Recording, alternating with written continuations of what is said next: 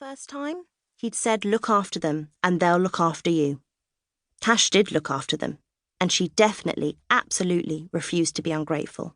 But what she wanted, what she coveted more than anything in the world, were the ankle boots she'd thought Gravell was going to give her when he told her he was treating her to something special. She'd seen the ankle boots in the window of the cobbler's shop in Dornan and mentioned them a few times to Gravell. They were the most beautiful, delicate, pale grey boots of suede, so soft and fine that they looked to be made from rabbits' ears. When Gravell showed her the spiked boots and told her how he'd come up with the idea for them, she made a good job, she thought, of looking delighted. Tash told herself not to be disappointed. It would all work out. The spiked boots would help in this hunt, and with the money from the demon kill, she'd be able to buy the grey suede boots herself. And soon they'd have their first demon. Gravell found this demon's lair after only 1 week. He dug the pit, though these days Tash set up and checked the escape mechanism and in fact wouldn't let Gravell near it. Gravell had taught Tash to be careful, to double-check everything. She went through a test run now, walking back from the pit 100 paces, then jogging through the trees, picking up speed where there was little snow on the ground and into the small clearing where the snow was deeper, but where she trampled it down to compress it so that it had hardened to a crisp. Going at full speed now, pumping her legs, leaning forward, her spikes giving her grip but not holding her back, and then she was leaping over the edge of the pit, hitting the icy floor with a crunch, absorbing the drop with her knees but immediately getting up and running to the end and... waiting. Waiting. That was the hardest part. That was the real shit in your pants time, when your mind was screaming at you to grab the rope but you couldn't because you had to wait for the demon to come down, and only when he was on the way down, just as he touched the bottom of the pit and screamed and screeched and slid towards you, could you grab the rope and release the pulley mechanism. Tash pulled on the rope, bearing down on it with all her weight, her right foot resting on the lowest, thickest knot. The wooden release gave and Tash flew upwards, as natural and lazy as a yawn, so balanced that her fingers were barely touching the rope, and at the apex of her flight she stopped, hanging in the air, totally free. Then she let go of the rope, leant forward and reached for the fir tree, arms out to hug the branches. She held herself there before casually sliding down.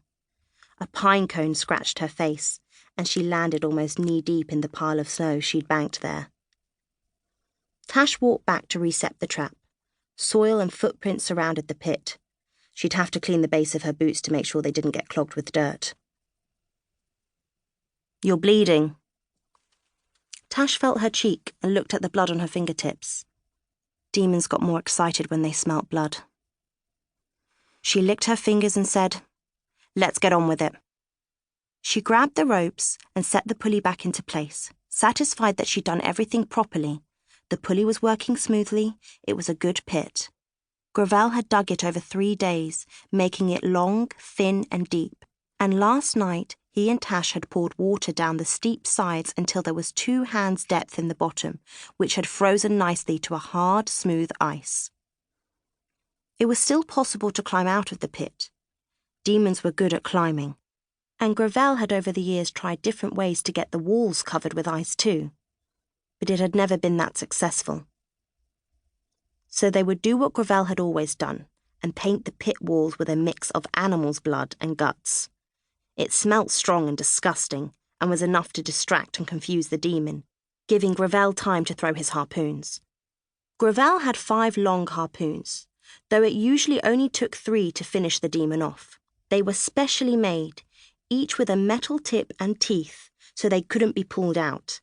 The demon would scream and screech. The noise was horrible, and Tash always had to remind herself that the demon would gladly do worse to her if it caught her. Tash looked up. The sun was still high in the sky. The demon hunt happened at the end of the day. She could feel her stomach begin to tighten with nerves. She just wanted to get on with it. Gravell still had to coat the walls of the pit, then take cover in the nearby bushes and wait. Only when he saw the demon leap into the pit would he move forward, harpoons in hand. Timing was everything, and they had it down to an art now. But it was Tash who risked her life, Tash who attracted the demon, Tash who had to know when to start running,